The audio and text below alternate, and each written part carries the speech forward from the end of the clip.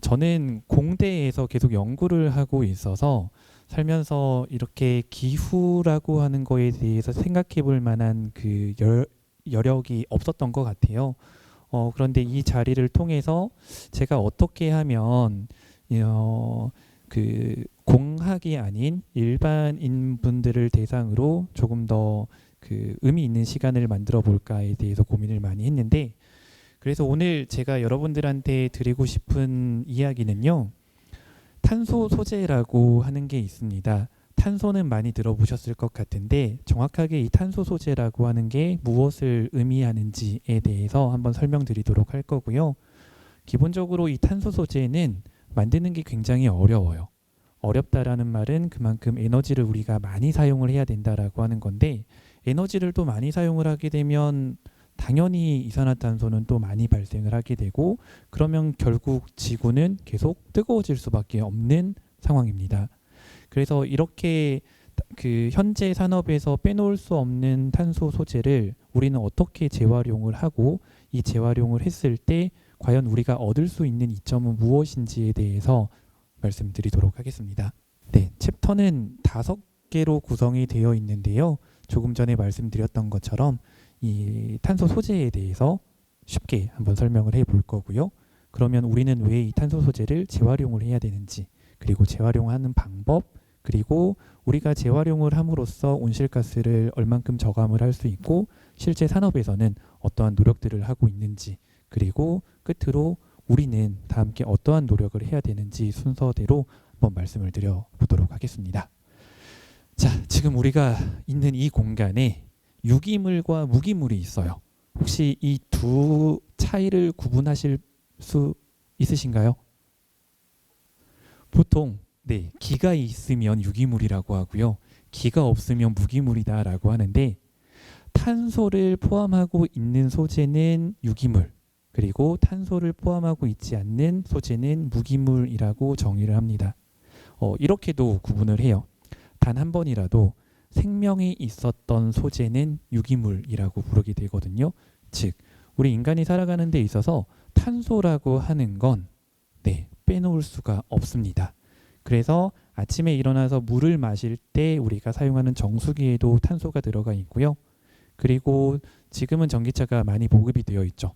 이 전기차에도 탄소가 들어가 있습니다. 우리가 사용하는 일회용품들 다 탄소 기반이고요. 지금 이 공간을 비추고 있는 조명, 제가 사용하고 있는 마이크를 구동하기 위해서는 에너지, 전기가 필요하죠. 이 전기를 만들어내는 것도 결국은 다 탄소가 해야 되는 일입니다. 이처럼 우리의 삶 자체에서 탄소라고 하는 단어를 제외시키고 살 수는 없는 게 현실입니다. 여기에서 다이아몬드, 그래핀, 플러렌, CNT, 다이아몬드는 다들 알고 계시죠? 하지만 다른 소재들은 그래핀 정도는 많이 들어보셨을 거예요. 최근에 이제 떠오르는 신소재 중에 하나이거든요. 그런데 이 모든 소재들이 다 탄소로만 구성이 되어 있습니다. 100% 탄소로만 구성이 되어 있어요. 그런데 유일하게 다이아몬드만 총 원자 하나가 4개의 원자랑 공유결합을 할 수가 있어서 가장 구조적으로 안정한 상태를 가지고 있어서 불을 붙여도 망치로 때려도 결국은 깨지지 않고 그 고유의 가치를 가지고 갈 수 있는 게 이 다이아몬드고요. 그래핀은 여러분들 사용하시는 핸드폰에, 요즘은 스마트폰에서 다 터치로 작동을 하잖아요. 이 터치 스크린에 들어가는 소재 중에 하나입니다. 플러렌이나 CNT 같은 경우는 아직 산업적으로 그렇게 널리 사용되고 있는 소재는 아니지만, 결국 탄소라고 하는 건 이 친구들이 어떻게 서로 결합하고 있고 어떠한 구조를 가지고 있는지에 따라서 그 특성이 완전히 다 달라지는 특성들을 가지고 있습니다. 조금 전에 말씀드렸던 탄소 소재들은요, 100% 탄소로만 구성이 되어 있습니다. 자, 그러면 다른 이물질, 즉 불순물이 들어있으면 우리는 그 소재들을 탄소 소재라고 할 수 없느냐? 그거는 아니에요. 보통 한 70에서 80% 이상 정도가 탄소로 구성이 되어 있다라고 하면 우리는 탄소 소재라고 하게 되는데, 국가에서 2012년, 지금으로부터 약 한 13년 전에요, 지식경제부에서 6대 탄소라고 하는 탄소 소재를 정의를 했습니다. 첫 번째는 유망 소재, 두 번째는 전통 소재, 세 번째는 나노 소재라고 해서 카테고리를 크게 세 가지로 나눴고요. 유망 소재는 2012년도에 앞으로 한 10년 뒤, 그러니까 지금 저희가 살아가고 있는 이 시대죠. 이때 굉장히 중요한 소재가 될 거야 라고 해서 탄소 섬유와 인조 흑연을 지정을 했었던 거고요. 전통 소재는 옛날부터 우리가 널리 사용하고 있었던 소재가 바로 이 전통 소재입니다. 그리고 나노 소재는 이 세상에 존재하는 가장 얇은 물질 중에 하나가 바로 이 그래핀이라고 하는 거고요. 그리고 CNT라고 하는 건 또 그 직경은 굉장히 작지만 길이가 굉장히 긴 특징을 가지고 있습니다. 자, 그러면 활성탄이라고 하는 건 보통 정수를 하거나 필터를 할 때 사용되는 소재이고요. 탄소섬유는 가벼워야 되는데 튼튼해야 되는 구조에 가장 적합한 소재입니다. 그래핀은 좀 전에 말씀드렸던 것처럼 전기 전도성, 즉 전기가 잘 흐를 수 있는 특징을 가지고 있고 두께가 이 세상에 존재하는 물질 중에 가장 얇기 때문에 투명합니다. 그래서 우리가 핸드폰의 터치스크린에 활용이 가능한 거고요. 여기서 다들 운전하고 계실 거예요. 생각보다 타이어가 쉽게 닳아지지 않는 이유 중에 하나가 바로 이 타이어에 들어가는 카본 블랙이라는 소재가 그 역할을 하고 있습니다. 그리고 흑연은 연필은 이제 천연 흑연이고요. 인조 흑연은 전기차에 들어가는 음극 활물질에 들어갑니다. 즉 에너지를 잘 가둘 수 있는 특징을 가지고 있어서 인조 흑연이 널리 사용되고 있고요. CNT는 아직까지는 그렇게 큰 영향력을 행사하고 있지는 않습니다. 이처럼 국가에서도 탄소 소재라고 하는 건 굉장히 중요하다라는 인식을 가지고 현재도 다양한 정책들이 지원이 되고 있습니다. 방금 말씀드렸던 내용을 짧게 다시 한번 정리를 해봤는데요. 탄소섬유, 즉 우리가 해외여행 갈 때 타는 비행기, 로켓, 그리고 고성능 자동차와 같은 곳에 사용이 되고 있고요. 인조흑연은 전기차의 2차 전지 배터리에 들어가는 핵심 소재 중에 하나, 그리고 우리가 철을 만들 때 사용하는 굉장히 중요한 소재입니다. 활성탄소는 결국은 필터, 우리가 마시는 물도 걸러주고 우리가 들이쉬는 공기도 걸러주는 역할을 하고 있고요. 그리고 그래핀, CNT, 카본 블랙 이 6가지 소재를 우리는 6대 탄소라고 합니다. 그래서 오늘 여러분들이 첫 번째 기억하셔야 되는 키워드가 있어요. 그게 바로 이 6대 탄소라고 하는 겁니다. 6대 탄소는 예전부터 사용하고 있었던 전통 소재, 그리고 고부가 가치를 가지고 있는 유망 소재, 그리고 또 한 가지가 나노 소재다라고 하는 거를 꼭 기억하셨으면 좋겠고요. 이렇게 산업적으로 중요한 역할을 하고 있는 이 탄소 소재가 만드는데 굉장히 어렵습니다. 전기도 많이 써야 되고요. 굉장히 높은 열을 필요로 하고 있어요. 그래서 이 탄소 소재는 재활용을 하면 할수록 이 뜨거워진 지구에 굉장히 긍정적인 역할을 할 수 있기 때문에 그 필요성에 대해서 한번 살펴보도록 하겠습니다. 조금 전에 말씀드렸던 6대 탄소 중에서 2가지 소재만 가지고 이제부터는 이야기를 할 거예요. 첫 번째가 탄소 섬유고요. 두 번째가 인조 흑연입니다. 그 이유는 이 두 소재가 현재 가장 중요한 소재라고 이야기가 되고 있어요. 탄소 섬유 1kg를 만드는데 통상적으로 $30 정도가 소요된다라고 합니다. 그리고 이 1kg를 만드는데 발생되는 이산화탄소의 배출량이 약 한 24kg 정도가 된대요. 자, 그러면 우리가 탄소섬유 1톤을 만든다라고 했을 때에는 20톤 정도에 해당하는 어마어마한 양의 CO2가 발생을 하게 되는 거죠. 이걸 조금 더 와닿기 위해서 제가 이제 열심히 찾아봤는데요. 나무 수백 그루가 1년 동안 흡수하는 양 정도가 20톤 정도 된다라고 합니다. 네. 탄소섬유 비행기 한 대 만드는 데 굉장히 많이 들어가거든요. 그런데 산업적으로 중요한 소재가 널리 사용되면 사용될수록 발생되는 이산화탄소의 양은 기하급수적으로 증가를 한다라고 말씀드릴 수 있어요. 이번에는 인조흑연입니다. 인조흑연은 탄소섬유보다는 조금 덜해요. 약 한 5에서 17kg 정도가 발생을 하게 되는데 일반적으로 그 승용차 기준의 전기차에 이 인조흑연이 약 한 50kg 정도 들어간다라고 합니다. 그러면 자동차 한 대를 생산하는데 인조견은 50kg이 필요하게 된 거고 보수적으로 접근을 했을 때 약 한 500kg 정도의 CO2가 발생하고 있습니다. 이게 탄소 소재를 만들 때 지금 배출되고 있는 CO2의 현황인 거고요. 수치로만 우리가 접근을 해보게 되면 이 탄소 소재 꼭 써야 돼, 안 쓰면 안 돼 라고 생각들 하실 거예요.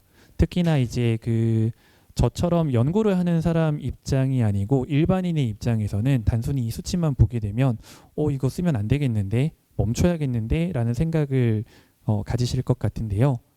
그 내용에 대해서는 이제 뒤에 더 자세히 말씀드리도록 하겠습니다.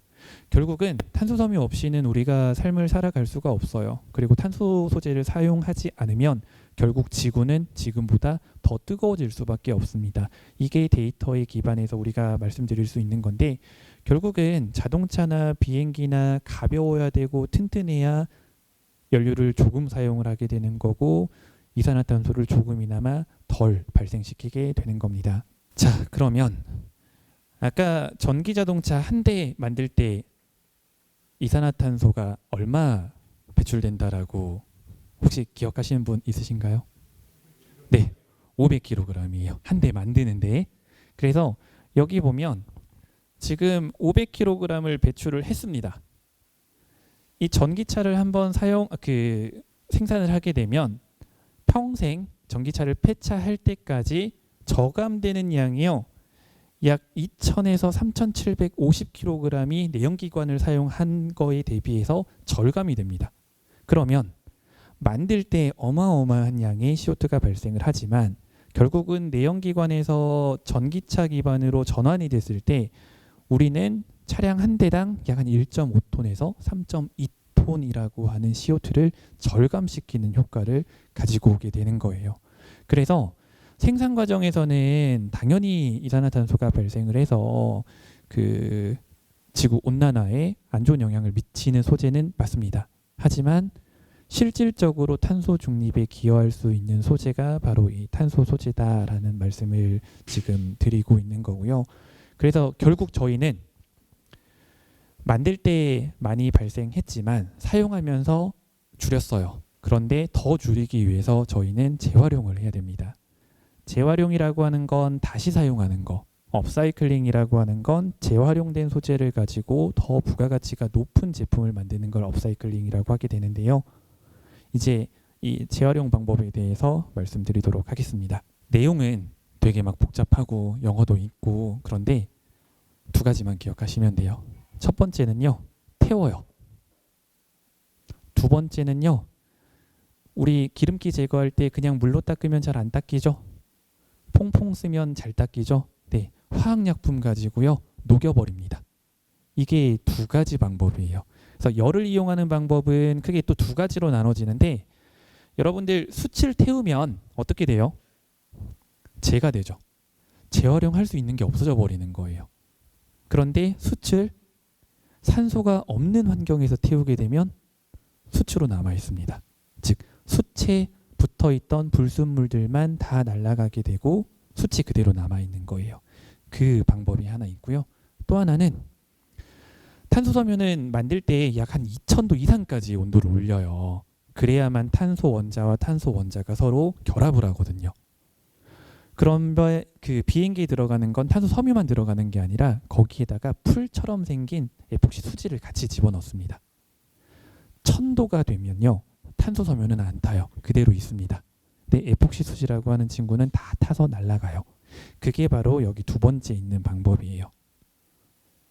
그리고 이제 화학적인 방법, 조금 전에 말씀드렸던 것처럼 우리가 세제를 사용을 하는 거는 솔벤트라고 이야기를 하고요. 또 한 가지 방법이 굉장히 강한 산을 가지고 녹이는 겁니다.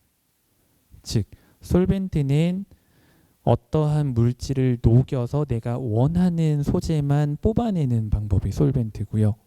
그리고 산 처리를 한다라고 하는 거는 강한 산으로 아예 결합 구조를 끊어내버리는 거예요. 효과는 조금 전에 말씀드렸던 열 처리 방식보다 화학적인 처리 방식이 훨씬 좋습니다. 간단해요. 돈도 조금 들어가고요. 에너지 소비량도 굉장히 적습니다. 하지만 단점이 굉장히 위험해요.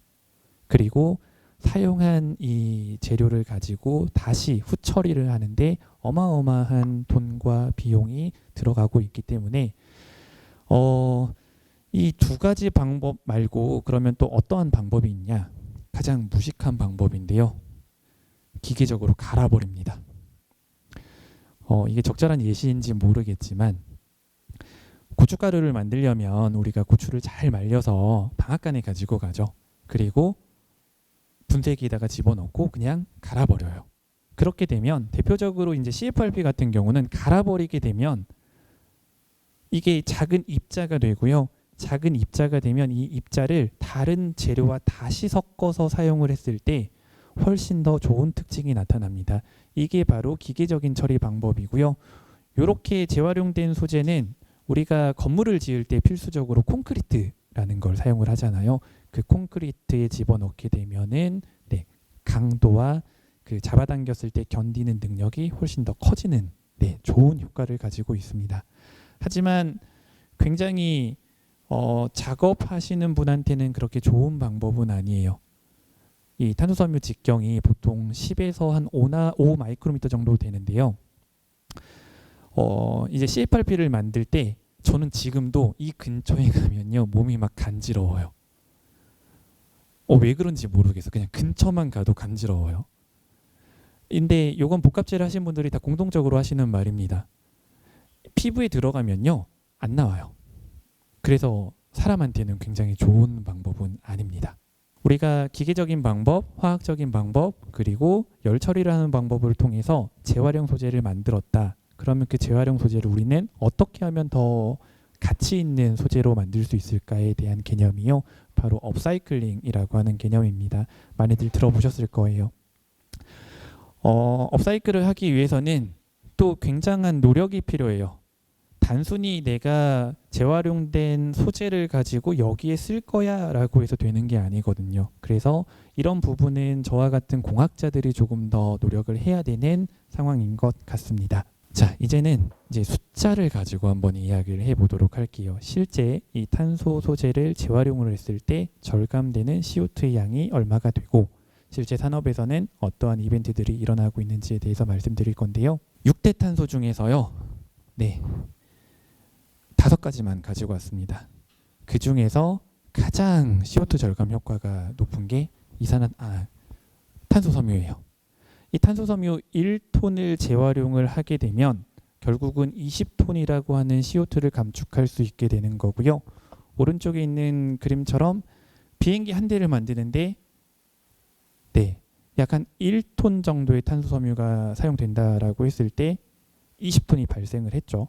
그런데 이거를 다시 재활용을 하게 되면 최종적으로 우리는 400에서 600톤 정도의 이산화탄소 발생률을 절감시키는 효과를 얻어올 수가 있고요. 그래서 실제 그러면 재활용된 소재를 가지고 비행기를 만들 수 있느냐?